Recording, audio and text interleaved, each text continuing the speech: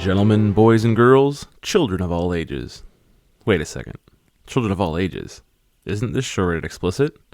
Yeah, that doesn't sound right. We're going to be using a lot of adult no-no words. Ladies and gents, we're proud to present to you the Spinning Our Gears podcast. As a reminder, the issues, views, and opinions discussed on the podcast are those of the hosts and their guests and do not reflect those of any department, agency, city, municipality, state, or country. All stories, characters, and individuals discussed on the podcast should be considered fictional for entertainment value, especially if there's any Blue Falcons listening in. Listener discretion is advised. If you don't like it, hit the big X and find something else. Otherwise, without further ado, here are your hosts, Turk and Swagger.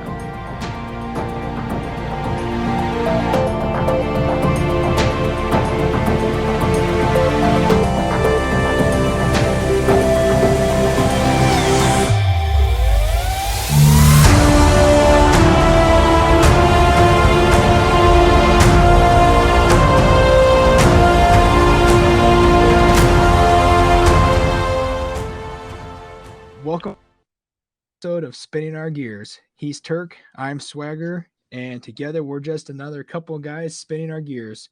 Turk, how's it going? Going pretty good, man. How are you doing? How'd that go? Did that go good? Wait, it went okay, yeah. Can we do it again? No. We're fine. You did good. I'm good, man. I'm good. You can keep all that in there if you want. That's funny. That works with me. That's cool. So the rookie decides to take the reins today, and you know how that goes in law enforcement. When the rookie gets a chance, he fucks it up. Just like the first time on the WT, the radio. Yeah, right. Exactly. Dispatch. I'm code 4.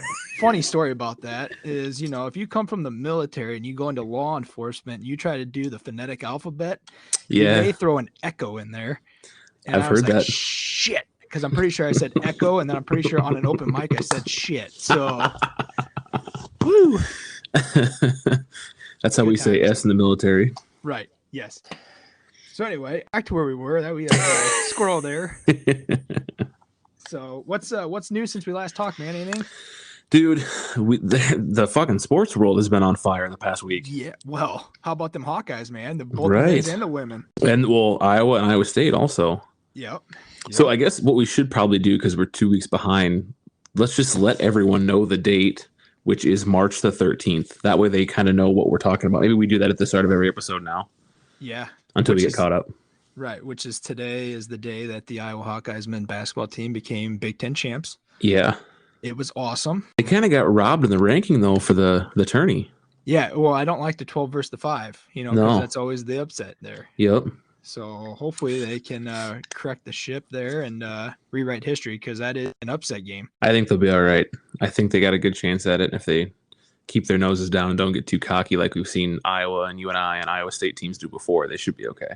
I agree completely. I agree. I'm pretty excited to watch March Madness this year. I have, you know, I'm not a real big basketball fan. Are you? I was a Michael Jordan fan. Right. Put it that way, I guess. Yep. I think everyone was that in that generation. Yeah, I will not watch the NBA. I will watch college basketball, but I will not watch the NBA. I call that just a useless league. Yeah. Yeah, but I'll watch NCAA basketball, and I think that you know, they got some good talent in the league now, and so. But yeah, I like watching Iowa, and I'm really I really like those Murray brothers. You know that. Yep. So they're good. Well, so you've got that going on. Major League Baseball finally ended their lockout. Yeah, man. And I had that written down as well. Had a flurry of trades as soon as it was announced. Right. And free agent signings. Yep. But then you had a bunch of big news in the NFL world too. Yeah.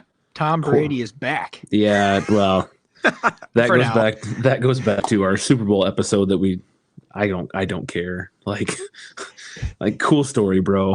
Yep. Exactly. That's just that's what he's gonna keep doing. I think so. Well, did you see though? Someone had just bought his last touchdown ball for $500,000. Yes. And then the next day he comes out of retirement. Yeah. Do you suppose that the value of that ball just dropped immensely? Like, I'm sure it did. Like down to probably like maybe $3,000, $4,000 now. If that. Yeah. I think, and it was kind of weird how that story popped before the Tom Brady story. I'm like, man, you best pay that dude some money back. Yeah, well, or maybe it went up. maybe the value went up because it's the false face ball. You I know, mean, I guess if you find the right buyer, it's the yeah, it would have to be the right buyer. It would have to right? be like a diehard Patriots or Bucks fan, I think. Sure. So Well, back to then baseball real quick though. Oh yeah, Who you got? Who you got winning the World Series this year? Well, I mean, I have to say the Cubs. 'Cause I'm a Cubs fan, even though we know that's not going to happen this year. No, see, I'm a Cubs fan too, but I'm also a little bit of a realist and prediction right here on the air. I am a little bit biased to this team as well because it's the team inside my household that everybody else likes besides myself. Yeah. But the White Sox, I think, are going to definitely make a run at this thing. So this is the year. This is their year. They have to probably do it this year. Otherwise, they're going to miss probably another 7 years at the very least. I don't think that this shortened spring training is going to really affect the year too much. It's still a long season. It always is. Yeah, I don't either. But I kind of like the Twins as dark horse. Yeah, there's some dark horses out there, and once they certain teams shoring up some spots here on the roster with pitching and whatever else they kind of need out of free agency, I think you may get some other front runners, that people are gonna say, that's probably better than the White Sox. But I think White Sox are number 2. I don't know who's number 1. I didn't see that part. My son decided to show me that because he's a huge White Sox. You see, we're number 2, and I'm like, yeah. I mean, I hope the Cubs just absolutely murder them. Yeah. Just because it's a rivalry game. Would be nice. Then the NFL, though, you've got Carson Wentz going to the Commanders after 1 year in Indianapolis. Yeah. You've got, it sounds like Jimmy G's going to be on the move. They just haven't announced where. Yep. Obviously, the big one with Russell Wilson, which I think Denver, that's gonna blow up in Denver's face. I really think it will. I do. I agree as well. Yep. I think the big thing in my life with the NFL is that I'm a Bears fan. They just literally sold away everything they had. I know. And we just talked about them possibly going after DK. Well, why would you go after him now? There's talks that they may go after like Juju or somebody else now, and sure. Which I don't know. They got to get some fields. I mean, you got to get them some weapons around them, and then you also have to get them some protection. Especially after you just sold off your defense. Yeah, because it's going to be a shootout. Points. Yep. Yeah, it looks like. Well, so Deshaun Watson was cleared of his stuff, and I think people are looking to way overpay for him. Also, yes, he's a good quarterback. I don't think he was a great quarterback, and I think that's going to blow up. And whoever picks up him, Kaepernick is saying he's ready to come back and he's in the best shape of his life. And man, at this point, I'm almost like, just someone sign him so that whoever was wanting to tank, sign him so that he can show the world how bad he actually is. Oh man. I mean, he was not. Yeah, don't get me started on that guy. he was not the reason the 49ers went to the Super Bowl. Let's put it that way. You know me. I'm all for speaking out, and in defense of anything, right? You maybe went a little too far with it and kind of shot yourself in the foot there. Mm-hmm. So, but obviously he's a great athlete. There's no one's knocking him there, but what you say can affect you. Yeah. I'm sorry, but it does. And, put up some touchdowns before you're an influencer is all I got to say there. Yeah. He wasn't really, I know he took a team to the Super Bowl, but ultimately he wasn't that great. He was super mobile, right? Yeah. He had the ability to extend plays and that's hard to do, in the NFL. If you're that mobile, that's definitely an asset to have. All these mobile quarterbacks in the NFL now that, just by you being mobile, typically you're relatively decent as a team because you can, pick up a third down and short and extend the drive and whatever else. So what I will say is that he and I have the same number of Super Bowl wins. So that says a lot. That's he went there. Oh no. I had to. I mean, come on. What we talked about at Khalil Mack. He's on the move now. Yeah, the Chargers. Yeah, that's interesting. That's gonna be a nightmare for Russell Wilson in itself. Yeah, I think that was a big reason they picked him up. Right. I think they knew they had to answer that trade. So no, I think the Bears did not for him. I think that he was worth more than what they got. I can't remember exactly what they got. I think it was like a second round, maybe a later round pick. I don't know if it was this year or next year, but I think that he was a round pick type guy. Oh, absolutely. On draft picks. So I don't know what their thought process was there, and I know they wanted to move him to get rid of the cap space. But I was going to say a big contract was probably their motivation. Yeah. So Did you watch the race today? I did not. No. Once again, well, I was watching basketball. Obviously, Oh, I sure, watched the Iowa sure. basketball game. So then we went over to family's house for some dinner, which was amazing. Good. So we thanked them for letting us come over and shoot the shit with them and eat and talk about life's ordeals. Got yourself So a good full belly. yes, two full, and we'll go there because if you have 4 tacos on your plate and you go, I'm good to have 5. I'm pretty sure I'll have 5. You eat the 5th one thinking you may have 6 because you're gonna get another one, and then you're like, okay, I can't have that 5th or 6th one anymore. It's like stuff weighs me down. I tell you what, I know you haven't seen the race this year, but you might want to start tuning in because it's some pretty darn good racing so far. Yeah, I probably will with all my free time. Yeah. Well, not like you don't have kids or anything to worry about. Yeah. No, but I really should. So, and the new cars have been super competitive, and you're seeing brand new teams on the track that are being competitive this week. Another first time winner this year, and then second and third were not rookies, but both fighting for their first win also. And it's just kind of crazy to see this new generation of car equal great racing. So yeah, I'll probably tune in next week because, well, I might not have anything else to do. You went there. I did. So yeah, Pop smoke, run. Yeah. So anyway, we got any maintenance things to talk about on your end? I got one that I was going to mention to you. All right. What do you got? Well, I think it's time for us to make this announcement. Oh, are you going there? Yeah, I'm going to go there. So the suspense is weighing. Swagger and I have had quite a bit of stuff going on in our both personal and professional lives. It's been pretty taxing to both of us, and we've loved doing this podcast. It's been kind of a release to us. But unfortunately, it's hard for me to say this, but this podcast isn't going fucking anywhere. The show goes on. They're gonna have to bring in the fucking SWAT team. I'm not leaving. I'm not fucking leaving.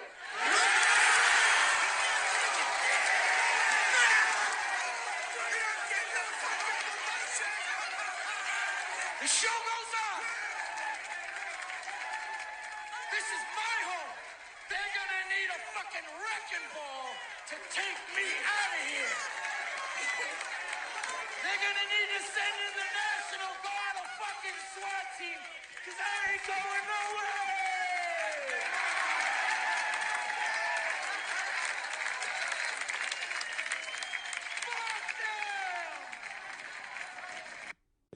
Oh, Nah. man.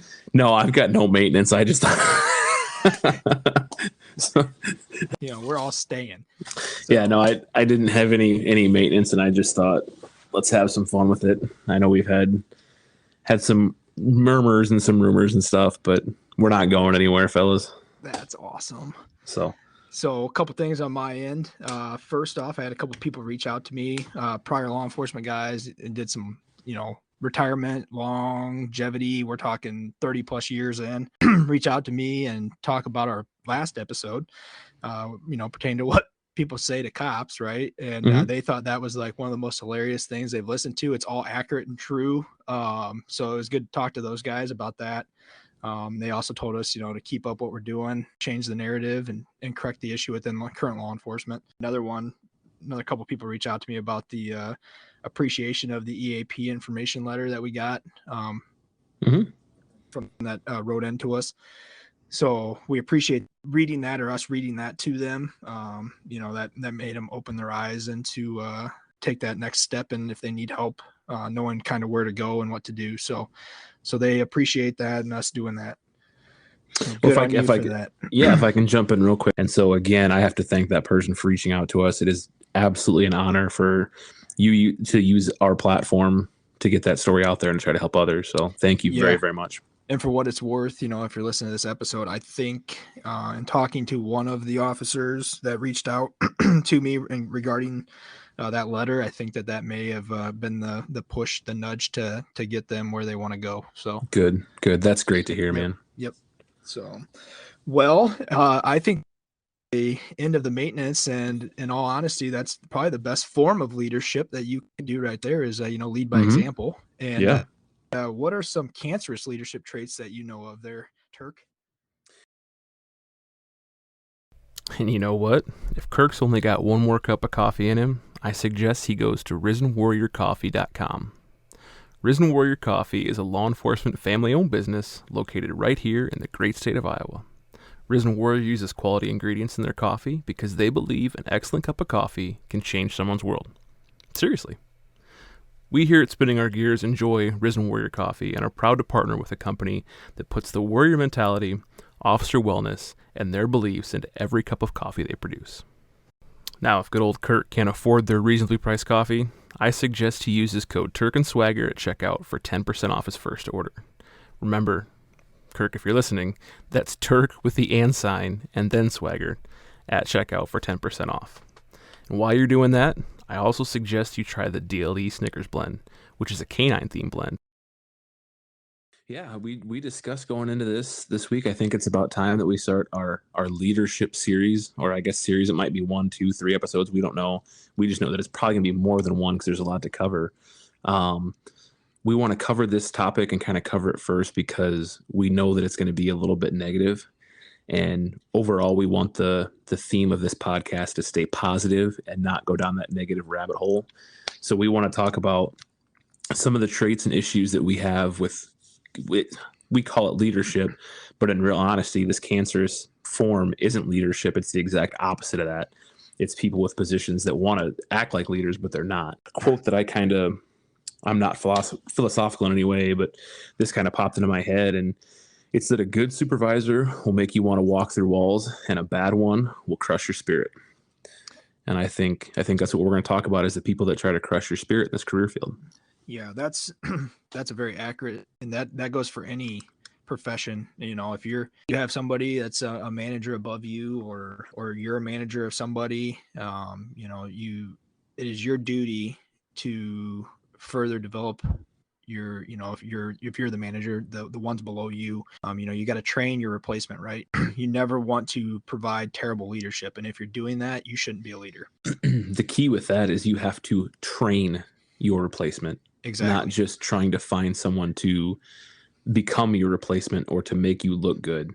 And I think that dives into something that I learned. This is taken straight from the roll call room. Obviously, everyone listening to this knows that was a big influence for both of us. Yes. But what they kept calling it was positional equity and positional equity leader. Mm-hmm. And that was just someone that they were only leading because it benefited them in some way. What I've seen a lot is these people that are trying to find their replacements, but they're only doing it because it makes them look good. And so they'll start to use some kind of shady tactics to bring the people underneath them up. Yep. Just for example, we had someone that was in charge of the FTO program, and that's one of the most important programs in the police department because you're training new officers.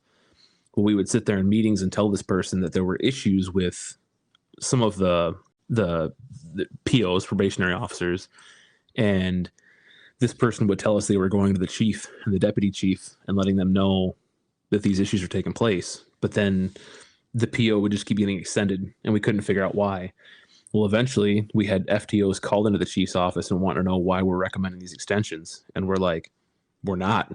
We want this. We said weeks ago this person should be fired. Well, what turned out what was happening was going on was that this person in charge of the program was afraid it would look bad on them if POs were failing. So they were doing everything they could to continue extensions and get these people through the program, whether they were good or not. I have a serious issue with that. Obviously, I mean, because if you're doing that and you're trying to turn out a probationary officer who is not excelling, right? Mm-hmm. Mm-hmm. Regardless of what, it becomes an officer safety issue for everybody. If you're willing to go to that extent to try to save face for yourself, that it's absolutely sickening. Mm-hmm. You're not really looking out for anybody but yourself as well. So it's kind of a reckless decision to make. Well, and in law enforcement, it's it's an officer safety issue, but this really transitions to any career field, right? Absolutely. Yep. If you're pushing this person through and they're no good, you're still going to have to deal with them once they get through. If you got a shit worker, they're going to be a shit worker no matter what. Yes. Same person had another example with it. They ended up becoming in charge of another special assignment. Promotional time came around, and with us, promotional time, you take a written test. The top 10 scores move on to an oral review board. But it was kind of weird. We finished this written test, and there were this group of people that were in charge, or part of this special assignment that this person was in charge of, were scoring phenomenally higher. And they were scoring higher on things that some of us had never heard of before. And we couldn't figure out why. What we ended up finding out was this person had weaseled their way into helping create the test, and then was giving out this information as a study guide to his people, because if they look good on the test, then he looks good as their leader. Oh my. Yeah. That is a deep rooted problem. Well, and then what does that do to you when you are one of his people, and I'm using air quotes, and you realize that's what's going on? Yeah. Now you're starting to question yourself. Did I really earn anything that I've gotten, or was I given it because I was his boy? Right. That's buddy. Yeah. Yeah. I'll be touching on that in another episode. Well, I don't know how we want to proceed kind of with this, just the talking points or whatever, but one thing that I kind of wrote down about probably the most important thing in my opinion that I have seen, and not just in law enforcement, but in every career that I've is the one common trait that all these poor leaders have, is their micro. Yep.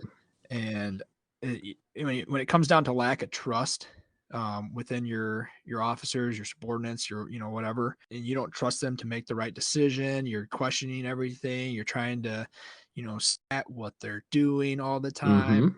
That in itself right there is going to probably create more pushback than anything else. You're not, because all you're going to get is probably defiance. And I'm saying that from the aspect of, I'm kind of in that middle ground of my age and generationally speaking, where these newer officers coming into law enforcement, they get that micromanagement type thing going where you're not trusting them, and they're going to push back, be almost deviant. Coming from the military and knowing how to follow orders, I at least will respect what you're doing to an extent, but at the same time, I can see, myself personally, with, why are you questioning me? Yeah. That's ridiculous. You let me carry a gun and a badge, Right. But now you're questioning everything I do. Exactly. And all reality, and I think the Roll Call Room touched on this in one of their episodes that I remember listening to, is, you do that and you're going to get people that are Steves that just sit around in a parking lot and don't do anything. And because, you don't trust them. So, and you're not going to respect them. You're not going to back them up. So they're going to be like, you know what, then I'm just going to do whatever I want to do, which is going to be sit around, because I don't want to, put myself in jeopardy of not having any support from the, the management style, side of it. So the lack of trust there is huge. It gets deeply. Well, I call these guys the call me guys, right? Right. Like you're on a call and, hey, give me a call. Like, I'm not going to call you, even though I have a cell phone also. I want you to call me. Why? Because I'm disrupting whatever you're doing to then have to call me, and I can squash what's going on. We had one, it might have been a week ago. We got sent to just talk to a person. They were having some issues. They wanted us to go to their apartment and make sure that a person was not there who had a no contact order with them. But we were literally out with this person for 10 seconds. And one of these call me micromanagers goes, call me. Like, we're still talking to the person. Like, there's no information for us to give you on what's going on because we just started talking to them. Right. And it deteriorated even worse throughout the call, which we might circle back on with how this was handled. But for this particular part of it, it was the call me. Either come out here, get off your ass, or use your phone to call me. Right. We all have the same, we all have each other's numbers. And if you don't, you should probably have each other's numbers, phone numbers. Yeah, I hated the call me. I get what you're doing, but at the same time, it is almost like a slap in the face, to say it on the radio to, oh, hey, Hmm. call me because right then and there you're telling everybody on the shift, you don't trust their judgment, right? Right. Right. So and you literally just made that public knowledge to everybody and anybody in the area that's scanning. So Well, and you're saying that it's important enough that you need to be given the info, but it's not important enough for you to get off your ass and just go find out what's going on, because it right. wasn't a busy night. I'll tell you that right now. Yeah. That's Uh, that's the laziness. which That is actually which is a trait in itself, obviously. right. And that's actually something probably along those lines I think I have written down further on the list because I got like 7 things written down. Yeah. And Well, that's because I've got that written down too. So let's go into that. okay. These lazy fucking people that maybe they were a hard charger at one point, but now they're not. Right. And one of the things that I've seen that's absolutely crushing the new guys, and at least that's what I've noticed, and I try to give them pep talks and let them know what's going on, but it's these lazy quote unquote leaders or just senior guys that they're so lazy they find ways to make everyone else lazy or to keep everyone else from doing proactive stuff. I call them, it's just something that I took off the internet, obviously, but to title it, but it's the same thought process you're having right now, but it's a neglectful manager. Yeah. And that's just somebody essentially that sits in the office all day long doing little. Yep. And I know that, oh, well, you got all this stuff on your plate. Well, okay. Right. You should find time within your shift, which is whatever your Mm-hmm. department's using, 8-hour days, 12-hour days. If you can't sure up your work in 8 hours, you're wasting too much time doing something else. Absolutely. So the example that I've seen, though, kind of taking it a step further, is I have seen sergeants make rookie or 2 or 3 year guys take a report that the sergeant admits is going to go nowhere and is pointless to take, that almost no criminal charges are there. Right. In fact, there were no criminal charges. It was a civil matter. But what I told the officer was, I go, look, they want you tied up typing out a report so that you can't go out and get into something else because they want to be lazy. Exactly. Yeah, I feel that this one that we're talking about right now is the basic knowledge of this thing would be like not a team player. Yeah. And a shift is a team, and ultimately it's going to be real funny when everybody leaves your department because you're this way, and you're back to pushing the beat because you're not going to have any knowledge of what sat behind your desk doing nothing for the past several years. Which that goes into another one that is the fake it to make it guys. Yes. Yep. But they have never made it. Right. Right. like they just figured they could fake it until they made it, and they didn't push themselves at all. And now they're still faking it, and they're still using that facade to try to cover up their deficiencies. Yeah. And we've touched on this, obviously if you're to this, your management role, you need to make sure you were there one time, but you need to back your grunt. You need to back your line personnel, take a concerted effort into their well-being and all sorts of things, but make sure you're getting out there and helping them and providing them with what they need, whether it's training or different things on different calls or whatever to help the shift be successful and everybody goes home safe at the end of the day. Yeah. Well, and so let's cover that too. Like if you're hearing these things and it pisses you off, but it's not pissing you off because you think others are doing it, it's probably because you're doing it. Right. Don't be pissed off. Fucking change. Yeah. Right. You got to. I'm sure you were a good cop at one point. Be a good cop again. Yeah, you didn't get into this profession being a bad cop, right? There's the checks and balances in place to become a police officer are substantial, and it is actually a pretty hard field to get into. You have to have a lot of background, a lot of polygraph, MMPI stuff or whatever, mental health evals and all that stuff. But if you change for the worse, you can always change for the better.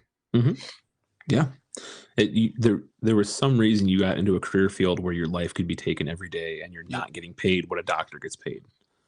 Yeah. So, and then, I mean, along with that too, if people are fucking changing shifts to avoid you and it's pretty obvious that that's taking place, man, you need to start looking yourself in the mirror, because I've seen that multiple times where it's like, I'm thinking about going another shift because this next go round, this person's going to be on my shift.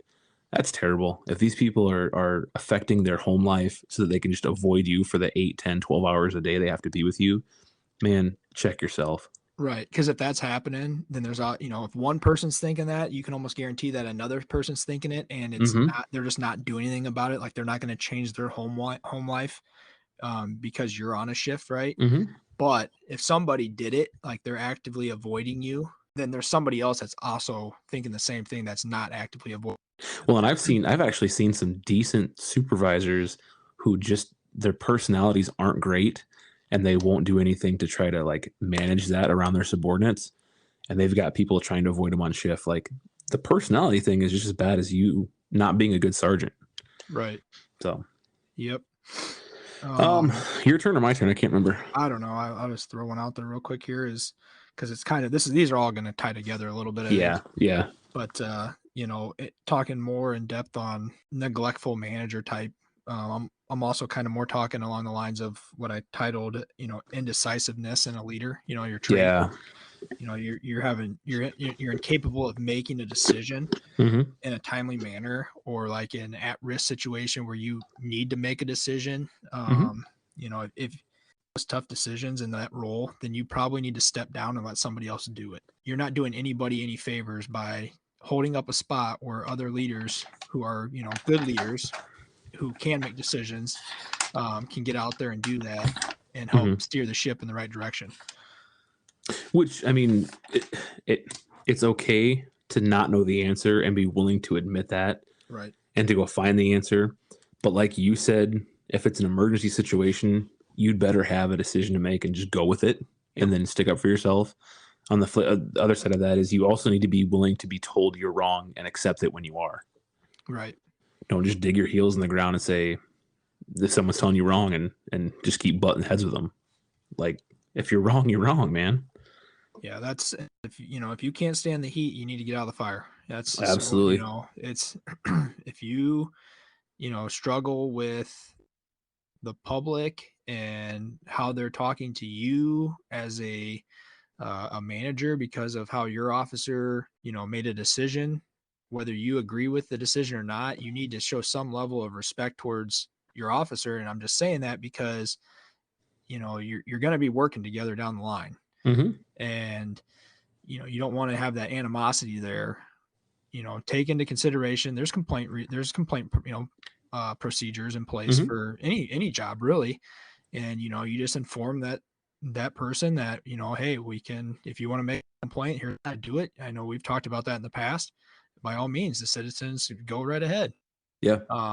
But don't belittle your officer or agree with the decision that they made or against, or what the complainant is, just because you feel that you need to save face with the public, because they're not always right, and obviously their decision is going to the argument's going to be based off of a fact that they didn't like something, right? Yeah. Yep. So well, this obviously, this isn't like you roll up on scene and there's a use of force issue where like your rookie's beating the piss out of someone. We're talking like someone comes in to file a complaint or a grievance.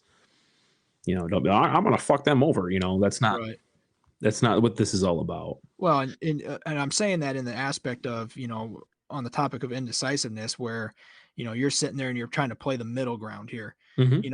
Just give that person the procedure to follow if they wish to file a complaint, and don't be making this like, willy-nilly effort to, oh, well, here's what you can do. Cause that indecisiveness on both sides is not good. It tells your officer, oh, well, he doesn't really trust me. And then tells the citizen or the complainant of the issue, oh, well, I don't think they're going to do anything about it. Just give them the information on what to do and get on with the day. That's half of our job, is being the middleman. Right. Exactly. So my next one that I have written down towards the top of the list was those supervisors who don't pay attention and they really have no idea of what's happening, what's going on. Yes. And that goes for everything from like the guys that don't know case law. They don't pay attention to changes in case law, so they can't make a decision on the street, or the guys that don't keep up with their officers' personal lives. And I'm not saying like be intrusive and ask them everything that's going on, but like when you've got a sergeant asking an officer, are you still on the SRT? Like, you don't know in a 50-man department whether or not an officer's on the SRT or not. Like, that's kind of an issue. Yeah, and out there who don't know what SRT stands for, certain departments have different titles for it, but it's basically just a SWAT team. Yep. Or like these same guys are the ones that you're 6 hours into shift and they have no idea what's going on. They don't know that, you get an officer calling for a supervisor. What do you have? What's going on? Well, you should be paying attention to the radio and know at least what I'm on. You know what I mean? Like, or like if someone's calling for emergency backup, know where the fuck they're at. That's like step one in the FTO program, right? You know where you're listen to your radio, obviously, but then know where you're going. So figure that out. So, well, there was the one day that I was training and I sat in on your briefing, and I just kept looking over at you because the one supervisor was making comments from briefing, and I'm like, is it like this every single fucking briefing? And you go, yeah, it's bad. Yep. like they're just they're regurgitating bullshit that we've all read weeks in advance. Yeah, I have that written down actually under like poor organization. Yeah, another poor trait for a cancerous leader. But yeah, like you're saying, make an effort to know what's going on. Overall, don't be sending out repeated emails. Yeah, regarding who we all know. Yep. Everybody deals with the same people. You did get an email. Oh yeah, this road's closed.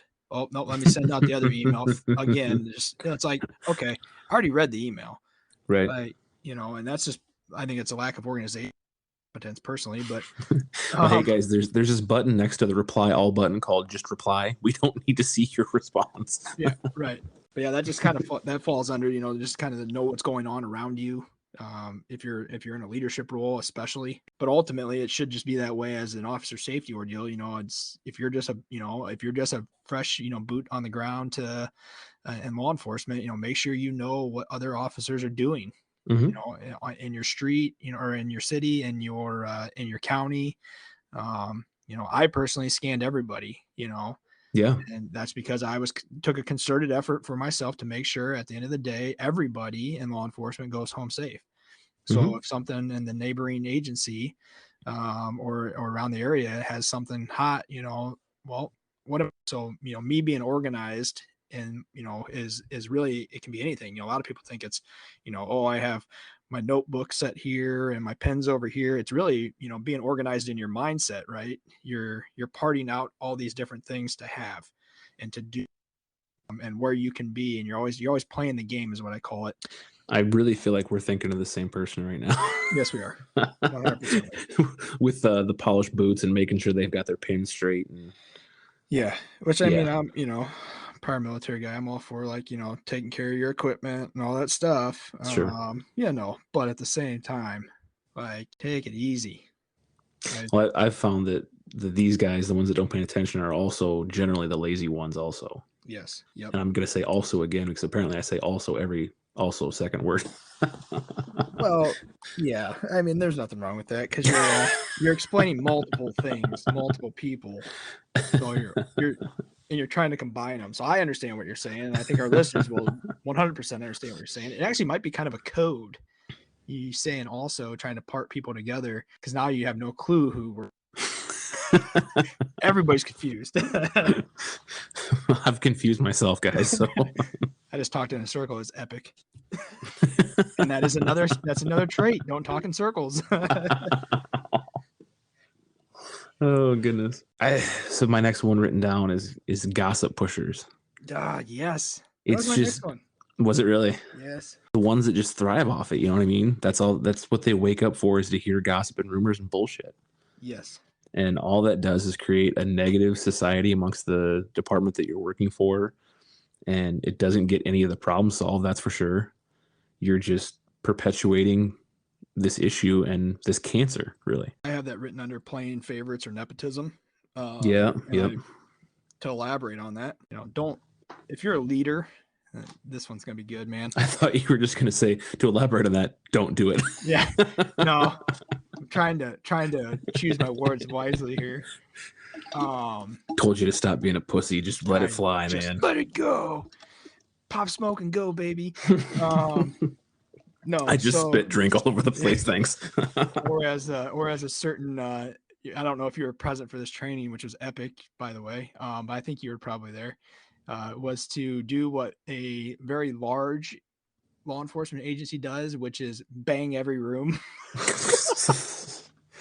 So toss flashbangs and everything. Yep. Oh man, he said that, man. I was like, yes, let's do that. That's awesome. I don't give a fuck about your budget. I was like, whoop, there went $40,000 right out the door. How much can a flashbang really cost? Who cares? It's for the safety of everybody. Toss them in. Toss two. Fuck it. Right. Bang bang. Oh, all right, we're getting off track here. Okay, sorry. Back to nepotism. Reel it back in here. Okay. All right. I through that, I've picked my words wisely here. So my point is, don't make decisions based off of rumors. That is a hot topic. Yeah. Hot. Well, so you know what? I'm going to tell a story about a guy that I know it pisses me off and it's bullshit. This guy was told to put in for a position, and then the command staff heard a rumor about him, and instead of going directly to him to see if the rumor was true, they just decided not to give him that position. Oh my God, that's awful. That's fucking ridiculous. Is that from one of the guys down in Texas that we talked to, or is that local? I think that might be local. No, that guy in Texas was legit. Remember, he was the commander. He's changing things, so that's good. That is good. This was more. It wasn't in Texas. We'll put it that way. Yeah, it's in one of the other 49 states that are left. Yep. Interesting. Yeah. So not to cut you off, let you finish your thing, but playing the favoritism and the nepotism, that one is 100% the main way to drain morale, not just with that officer, but the officer within the department. Yeah. You start pulling that shit, and you're gonna have a flock of people go flying, and that's just because that if that's how the basis and that's how the precedence is going to be set within that agency, that you're going to pick favorites, people are going to leave in droves because they feel like they don't have a shot, they don't get a fair shake, right? And we talk about that, reward those officers or those people who've put in the time in that particular agency, and the effort, So, well, and what I've noticed in 12, almost 13 years of being law enforcement is that no matter what you do or what you say, someone else is going to interpret it wrong or create a rumor or gossip based on it. You need to understand that as a leader so that when you hear that bullshit, you go directly to the source and you hash it out. You suss it out. Yeah, and get the answer. And, one thing as a great leader that you do in this situation is, if that is a rumor that you heard, okay, you go and you seek that person out, right? And say, hey, I've heard this. I wanted to come right to you and talk to you. It's a respect thing, and see what you can do to make it better if that is the truth. You know, and retention in law enforcement these days is just speaking from law enforcement or even fire, public safety, anything in public safety, teaching, any doctors, nurses, all these issues that are going on right now, you need to retain as many people as you can. And doing so would be, making that extra effort to get out there and talk to your personnel and say, hey, I heard this. You go. I understand if you are, I would like to know kind of why. I think that's the point of exit interviews, right? Is to learn things. If they actually listen to it. Right. Exactly. It's a time to self-reflect, and everybody should be doing that. I mean, yeah. Well, I was just going to say, so like short term, when you talk about the retention, like, yeah, these signing bonuses that we're seeing are great, but how many lateral employees can you hire with that $10,000, $15,000, $20,000 signing bonus before you've paid for an entire other officer? Exactly. Yes. And that makes complete sense. And the signing bonuses, right? I think they're great additive and they should be kind of a thing, but what about these retention bonuses, which I know of a retention bonus going on in our state and particularly, which is great. and that should be a thing. I honestly think that there's such a crisis right now, of getting and keeping qualified individuals. You have to do that. I think that's a step that's going to have to be taken throughout the United States. I just think that, city councils and county councils are going to eventually they're going to write too many checks and they're going to go, what are we getting for these? Yes. Right. Yep. And we have to look long term if we're going to make this profession better, which is what we want to do. Right. So next one for me is the people in charge who forgot where they came from. Yes. Like that. If you want to talk about crushing your subordinates and crushing morale, that's a big one. And they're those guys that they're company over workers, and they're the ass kissers to the people above. Yes, I couldn't agree more. So, I'm Okay. my next one, but I have it written down as being overly critical. And I think we maybe touched on it a little. But just to kind of elaborate a little further, but obviously as a manager, it's your job to hold people, those officers, employees accountable. Do so when it's justified, right? Obviously don't be falsely accusing people of things that you have no proof or anything that has occurred. So, because that is as a manager, right, as a leader, you start doing that, and then the lack of trust there, I think we kind of touched on it a little bit earlier, but the lack of trust is so bad then that you can't get back. It's kind of like dating, having a girlfriend, right? And they always said, if the mirror's cracked, you can't, right? Yeah. You're not gonna be able to repair that relationship when it's cracked. So you might as well just move on to a different relationship. And that's obviously different in marriage. Like you can work on stuff there, but like boyfriend, girlfriend, you may just have to, pop, like we've been saying, pop smoke and get the fuck out of there. So, but, don't always turn to trying to write somebody up or whatever, constructive feedback just in a personal sense, right? Where you're just having communication or dialogue with somebody, letting them know that you don't appreciate kind of how they handled something or whatever is going to get the job done more than putting their name on paper. Because the second you put somebody's name on paper and it goes into a personnel file, that is going to possibly have a negative effect, where you're going to have the opposite occur where somebody's gonna be like, well, fuck this, then I'm not going to do anything. Right. This is ridiculous. Right. And because they feel betrayed. And so, it's something to keep in mind. Well, and it goes back to also if they're these people that will write paper for Monday morning quarterbacking, where it's like, why'd you go hands on with that person? Well, did you watch the whole video? No, you didn't. If you would have watched the whole video, you would have saw why I went hands on with that fucking person. Yes. Little things like that. And, speaking in the law enforcement sense of things, officers are human beings just like anybody else. And, officers are going to make mistakes. Nobody's perfect. And don't treat people. I know that you should strive to be perfect in everything that you do. But it's not a feasible thing.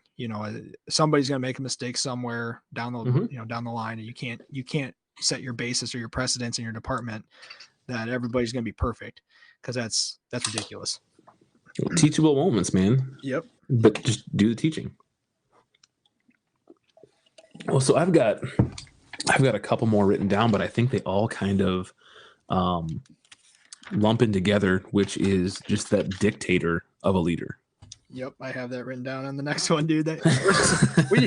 So we got to clarify this. We don't share our stuff right now. No. We kind of talk. We do a little bit of prep, kind of talk before the episode. But really, this is funny. We give ourselves a topic, and then we go out and kind of develop our own little talking points, right? And the fact that you same things going down the list is pretty freaking funny. Well, maybe that should tell people that this is an issue.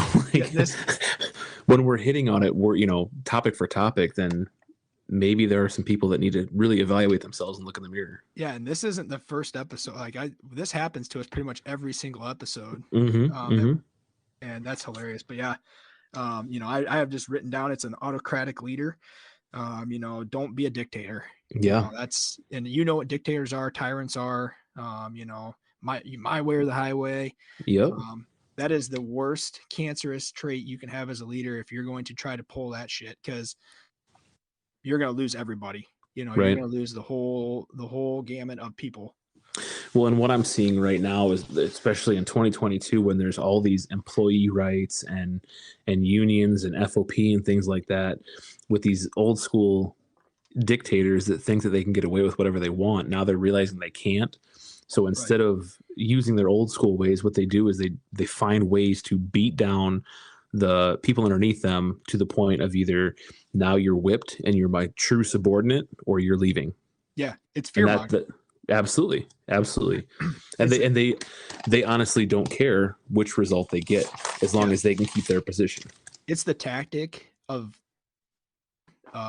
like the highest level of the federal government right now. It is a complete fear mongering thing going on. We're going to scare everybody into submission to do what we want them to do. And you're forgetting, you know, if you're a cop, you're in law enforcement, you took the oath. You know, if you're in the military, you took the oath. You have some serious self-reflecting that you need to do. You know, this whole fear mongering thing is getting a little asinine. It's out of control, and it's no different than with the kind of being up by certain leaders, whether it's in law enforcement or in the federal government or whatever. But you cannot try to tell people that it's a must that they do something, i.e. vaccines or whatever. Sure. And try to fear monger them into doing it, because obviously the Supreme Court says otherwise.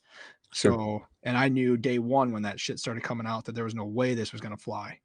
And I'm going, this is ridiculous. You obviously don't believe that you live in the United States of America anymore and what it stands for.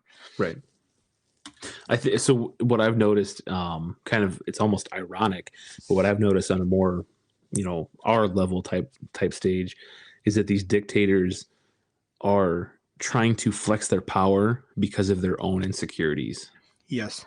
Instead of making themselves stronger or fixing their issues, they would rather just flex their power and try to put their boot on your throat and stomp you out. Right. And it's like we're the brotherhood, the sisterhood, you know, in law enforcement or even just in general, you know, love thy neighbor, you know, where did it all go? You know, right. You've been cooped up in your house for the past 2.5 years, and you forgot how to treat people. Like, that's ridiculous. So the other thing that I'm seeing with these dictators is that they're really trying to flex their power on the new guys, the new boots, right? The 1 to 3 year officer, that they're so impressionable anyway, but they're also, you remember when you were a rookie, you were fucking terrified, right? Yeah. Oh yeah, absolutely. Like, you didn't want to do anything out of line.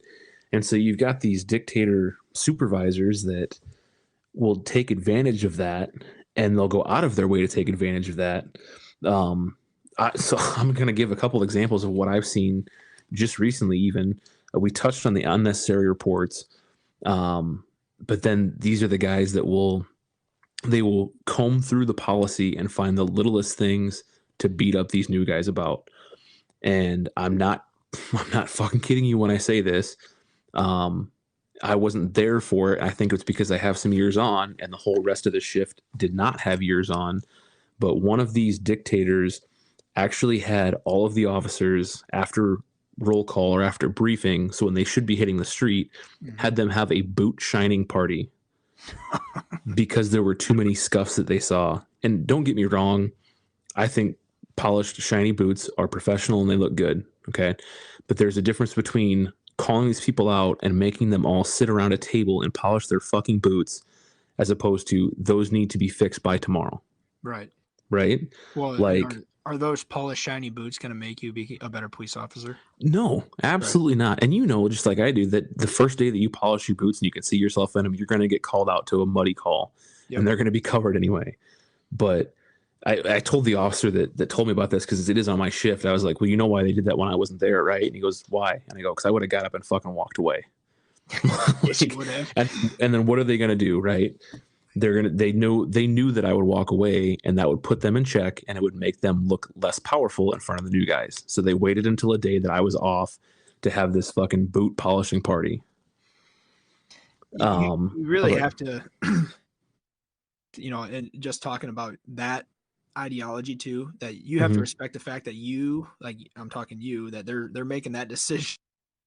You're such a leader within that department, and it's so impressionable to those officers, those newer officers that are, on they're in the grips of the fear mongering or whatever, Mhm. that they have to do so when you're not present because they know that the rest of the shift would follow you. Like, Well, I thank you for making that comment, but it yeah. almost concerns me more because then you have to realize the thought process that went into it. Right. Absolutely. And It's dangerous. one from my understanding was there wasn't a supervisor over them present either. Does that make sense? Yeah. So like they're the supervisor of the shift, but they have their own supervisor, and Mhm. their own supervisor wasn't there because their own supervisor probably would have said, "No, we're not wasting 30 minutes with these guys polishing their boots. Have them fix it by tomorrow." Yeah. Well, and you know, Little this, hot here, folks. yeah. If you take a step back and you start thinking big picture, right, and the citizens of the community knew that was going on, and there was nobody on the street actively at the time, right, Mhm. when a burglary could come out, or robbery, or anything like that, where the response is now being cut down because you're inside with your shoes being polished. Mhm. I think that would be upsetting to. If I was a citizen of that community and that was going on, I would be upset. I will be I think completely so. honest with you. I think so. Same thing with this. Another example that I have would be, maybe we should go back to prefacing this. This show is for entertainment purposes only. Yeah. Hey, and this is all fictional. Right, right. Oh, it is. Or a friend of mine told me this story. How about that? Right. Yes. That one of these dictator supervisors was harping on jurisdiction. I understand that there is a jurisdictional thing going on there between cities and counties and townships.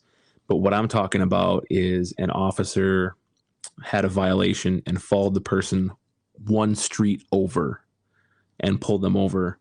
And the comment was made, "That's not our jurisdiction. Don't do that again." Yeah. Pretty Or sure I'm certified by the state. correct. Mm, That's the other thing. So yeah, we do have jurisdictional issues that we have to go through. Like, for instance, if an accident occurs in another city, we can't handle that. It has to be handled by that city. We're getting paid by our city to handle crime in our city or state or whatever it is. But at the same time, we are certified by the entire state as a peace officer and can enforce the law all throughout the state. So when an officer finds a person passed out in the middle of the road in a car, literally on the street that borders the two jurisdictions, and then get their ass reamed for handling the OWI, that's a fucking issue. that's a huge issue. But it's that dictatorship, and that I'm going to beat you down until you do whatever I say, and I have you under my thumb, and you are afraid to branch out. Right. Well, and that other jurisdiction isn't appreciative if you call them over there for an OW, because it's outside of your jurisdiction, right? Right, right. That's like the ultimate buddy fucker, all that paperwork and so forth. Like, don't get me wrong, Mhm. do your job. But if you have to call another jurisdiction over when you stumbled upon that to do all that paperwork, Mhm. it makes the case a lot more muddy. I think it boils back down to, though, that laziness issue. Mm-hmm. Like, no, we want you in our city handling our stuff so that I don't have to step away from my desk and do it. Right. I think had this officer turned around and gotten that person a ride, then the supervisor would have been like, "Oh, that's fine." But Yeah, I agree. And that, I definitely don't know an officer that found this out and then turned around and started stopping cars a mile outside the jurisdiction. Might be a good way to keep people in check, but just I don't know. I'm just saying, just spitballing here. yeah. Well, and the other thing is, like we've said, this is these are all fictional stories Mm-hmm. for entertainment purpose, and many of these are actually stories from other people, right? Other Yeah. officers, and we're just, that's what we do. People reach out to us, and we share those things. Mm-hmm. So, and they're anonymous. And let's just say that it's a deep, deep thing. So, It is definitely, well, just like cancer, it's a deep-rooted issue, and we need to get some chemo in this motherfucker as soon as we can. bingo. Good. Very nice of you. I'm not philosophical, but I say some smart things every now and again. Yeah, you're definitely philosophical. Okay. You are with the my man. with my redneck ass, yeah, I'm real philosophical. Hey, you're the philosophical redneck, man. You bring everything back to life for us all. Right? He was talking about NASCAR and now he's making phrases. Swagger, you some bitch. Oh, dang it, you're gonna have to cut that. Hold You have to on. cut that part. Hold on. Let me write this down. 79. I'm going to put 79.30 to get my attention. We're going to put That's a big old cut. It's bound to happen, dude. Do you want to back up and try to say what you were going to say? Swagger really went off the record there. Dude, I'm going to just cut out the name part. I'm going to keep that whole. Anyway, what was Swagger about to say? I don't remember anymore. Well, that's what happens when it's fucking midnight 30. Yeah, well, and this has been going on for a while now. I mean, I kind of thought that this was going to be a longer episode. I know we're trying to wind this thing down a little bit, but I kind of figured this was going to be a pretty involved and detailed episode. So even though we are going to try to cut this up, we're going to try to do more episodes about this on the more positive side. But I mean, at the same time, I haven't heard any negative criticism about the longer episode. So no, neither have I. I've actually, it's more informative, obviously. Mhm. We like to provide as much information as we can in a reasonable amount of time. We know people's time is precious, right? To them, time with family, you're busy, whatever your shift schedule is. I can't talk today. Easier said than done. Yeah. So we know, so we appreciate everybody listening to us and reaching out and telling us, what we're doing good or bad, and things we should change. And we're all open to suggestions. So Absolutely, we are. I guess just to bring it back, kind of wrap things up here with this dictatorship, I'm just going to list off a couple of things that I saw, like strict break rules. So like OSHA mandates we get breaks, right? Certain departments have different policies, like you can't take your lunch break in a certain time frame. But then I've seen officers who've just been piss pounded all shift long, and they finally get a chance to go take their lunch break. And the supervisor will be like, you can't take your lunch right now. It's against policy. You're going to have to take just a regular 15-minute break. Fuck you. Like, yeah, these guys are fucking sweating. They're dog tired. Let them take their lunch break. They'll still go to an emergency call if they have to. right. If something hot comes out, they're still going. And Yeah. well, and let's touch on that too. If you're the rookie officer out there, and part of being a leader within yourself, right? If you are on your your lunch break, whatever you guys call them, your 10 codes or whatever you call them, because they're all different. But if you're on your break and something hot comes out, you need to clear. You absolutely need to clear, or at least give the courtesy to clear to go help. Not just sit up there and snack on your food because you don't know what the hell is actually going on out there. Right. Well, same thing for the leaders. Yes. You've been in, and I keep saying leaders, but I don't want to give them that respect because the people that we're talking about are not leaders. Right. But what I was trying to say is you've been sitting in that office for 7 hours of an 8-hour shift. Something hot comes out, get up off your ass and go. You don't need to eat that piece of pizza that you just heated up. Right. Yeah, So I couldn't agree more. That's, lead by example. I mean, do everybody else. Kind of along with the jurisdiction, I've seen a lot of taking away officer discretion. No, you will write that ticket. You will write that charge. Or on the other side, you will not charge them just because they want to flex their power. And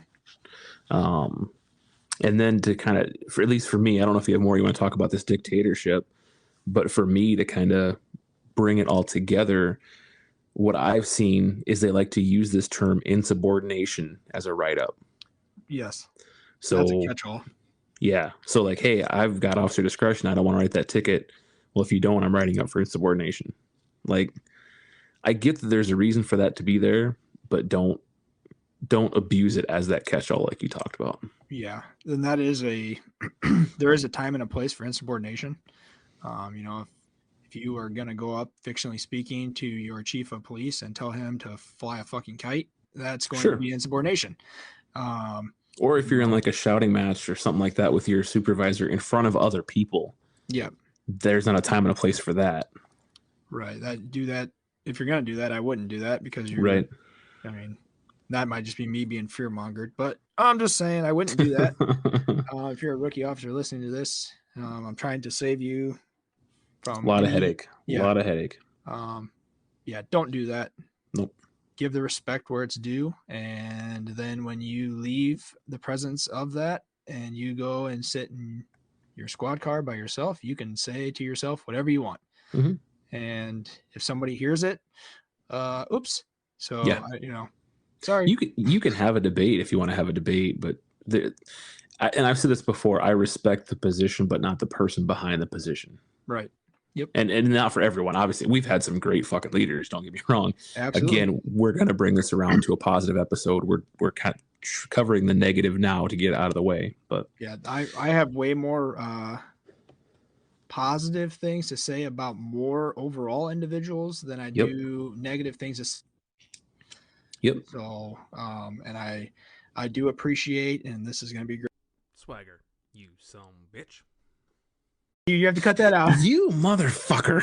Sorry, I'll start over though. Hold on. 125, 30. 85, 30. Okay. You got it. All right. Yep. You will say this. I will say this, Turk. This is so funny, dude. I appreciate those leaders out there that have reached out to other officers, during interesting times in their life. Yep. To provide a motivation. And I'm only speaking from hearing from another officer without trying to say their name because this is difficult to do. Yeah. You don't want to say your co-host name and have to have him cut it out. Yeah, right. That's not good. And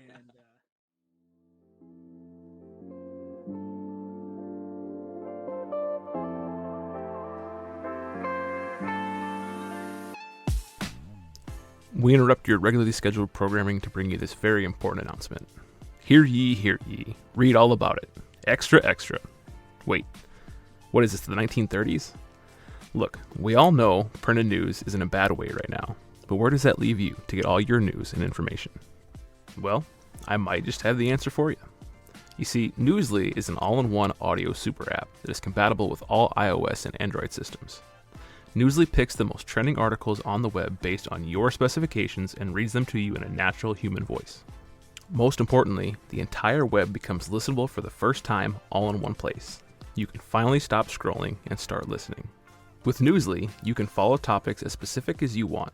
Anything from sports, tech, science, Bitcoin, anything. I personally chose to follow local news and Leo articles. But that's not it. Newsly even has digital radio and what I know is your favorite form of digital information, podcasts. You can choose from popular podcasts from over 80 countries, and you better believe the Spinning Our Gears podcast is on there too. If you want to make Newsly your default podcasting app like I did with Swagger, you can download the app for totally free at www.newsly.me. That's www.newsly.me. Or you can use the link in our description. Do use that link, you can help us become one of Newsly's featured podcasts.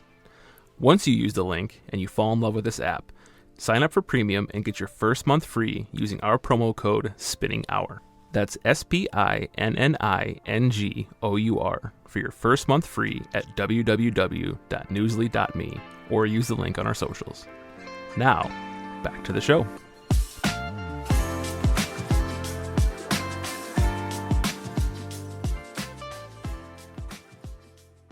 And I don't want to say this individual's name who has no affiliation with us or where we're at, but but they are affiliated with law enforcement. But I do want to say that it is much appreciated. So what they're doing. I think the message was loud and clear, even though it was not loud and clear. Exactly. So if you're confused right now as to where Swagger's going with this, and that's me, yes, I just referred to myself in the third person. I'm just as confused as you are now. So I hope that muddied the water for you a little bit. Oh, Jesus. This is how this always ends. We always go off on a tangent. Swagger's a little sleepy. He's just talking out of his ass again. He's not used to this overnight bullshit. Yeah, it's I guess shift. you gotta come back, obviously. Well, here's the thing, man. The old swagger thought about that, but then the old swagger thought about the. Did you think about a certain supervisor you had to avoid? Yes. Yeah. Wow. So I was like, you know what? If you're gonna do the job right, align yourself with the best supervisors that you can. Yeah. Right. Yeah. So don't put yourself in the potential of liability and stupidity, in my opinion. So yeah, I wanted to follow up on that, but I don't know how I want to follow up on that. So we're just gonna leave it at that. Yeah, and I think what I'm getting at is we're gonna come back to the positive leadership stuff, and you're gonna like this. You're gonna like this a lot more. We're gonna definitely tell some stories of positive leaders. If you're listening to our podcast and you are in a leadership role and you hear the story, you're gonna know exactly what you did. Yep. In my experiences in law enforcement, I couldn't thank you enough. So Do you have any other traits of cancerous leaders? I don't. We covered all the ones I have. I've got one more, and it's kind of out of place now. I should have mentioned it earlier, but it's just knowing that numbers do not equal productivity, and numbers do not equal a good officer. And what I mean by that is just because you got a guy writing 100 tickets a stop doesn't mean they're a good officer, and you shouldn't be promoting it like that. Just because you have a guy that doesn't stop 1 million cars a night doesn't mean they're not a good officer. Right. Kind of, like I said, out of place. Should have been covered earlier in the episode, but I think it's important enough to say you're not a good leader by promoting people for writing a bunch of tickets. So yeah, it's it's very unethical.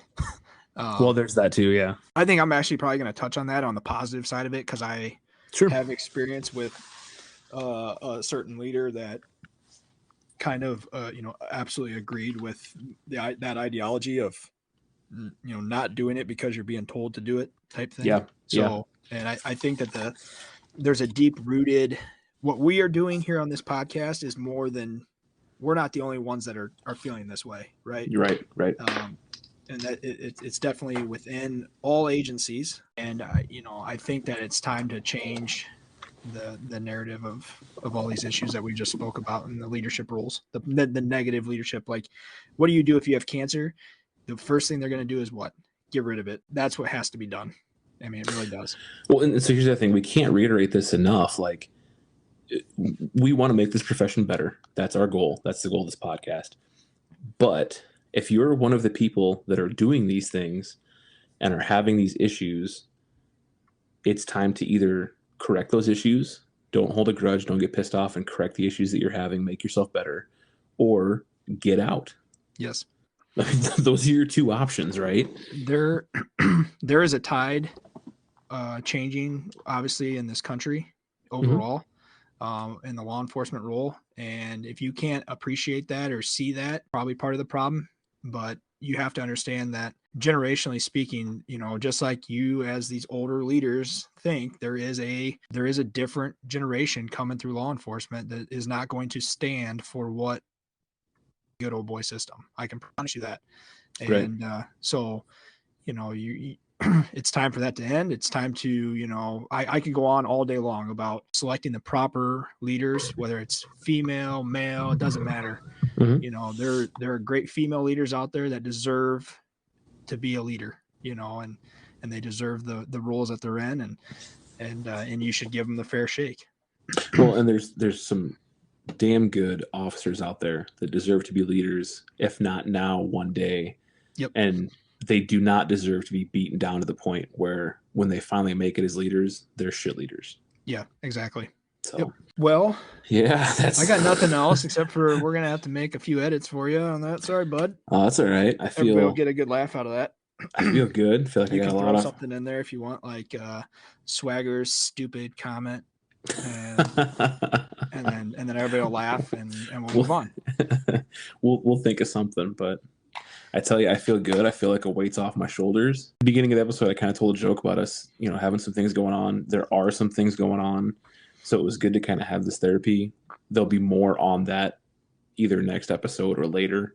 Excuse me, not choking up, actually gonna cough. Yeah, he's good. I swear, quite frequently, he's fine. I'm not dead yet. Oh, I'm not dead to any agency yet, but that's probably coming. So, I can't No. believe that actually gets said. That's nuts. I know. There's some things coming. I honestly forgot where the fuck I was even going with that, but things are coming. Stick with us. We're gonna stick with you. We're gonna get these episodes out. We're gonna keep the content out, and we're gonna do what we can to make life better for everyone. Exactly. We're So, not fucking leaving. Yeah. That's the. Go ahead. That's the old statement. So. Yeah, we're not fucking going anywhere. So just to wrap this up, what I will say is, first off, you guys know our socials. Facebook is Spinning Our Gears or at Spinning Our Gears. Instagram is Spinning Our Gears. Turk. God damn it, I did it again. I'm Swagger. Oh my gosh. Swagger, what's our Twitter? We are gonna have a lot of edits. Yeah, we are. Which is fine. We're traveling down uncharted territory here. So trying to say things politically correctly, which is not something that Swagger is very good at, which is kind of part of the nickname. Turk isn't either, but whatever. Yeah, so if you've seen the movie Shooter, you'll understand about Swagger getting framed and Swagger saying things that he says. And so, yeah, the term Swagger is becoming more realistic by the day. So anyway, at Twitter, it's no. At Spinning Our Gears. Where is this going? You know what I might just do is I might make an outro of that way. It's just the same one every time. Should we just make an intro too? Yeah, right. Oh man. Okay, so anyway, what I was getting at was that the platform we use to record these shows how many listens each episode gets. And right now, our first couple of episodes are hovering right around the 90 mark. I think the way the platform works is that it only records one listen per person. So even if you guys go back and listen to it over and over again, I don't think it's going to count it more times. This isn't a money thing or a popularity thing. It's more just kind of a OCD thing. I think it would be really, really cool if we could get those first two over the century mark. So if you all wouldn't mind sharing those episodes just so we can get a few more listens and get us to 100, that would be incredibly appreciated. Yeah, we're in the the business of just bringing content to people to make them laugh or information, talking points to kind of further the dialogue. So we're not in this for the money or anything like that because we ain't making shit. But if you're listening, the other thing I want to touch on, if you're listening to us episodes, right, we appreciate that as well. Yeah. Because you have that much time on your hands. I solely appreciate that. I would not be doing that personally. If that's what you want to do and hear Turk's sexy voice over there on the other line, then that's your prerogative and good for you. Well, we got real weird here. So what I'm going to do is go ahead and sign off and say, stay safe. All right, everybody. Have a good one.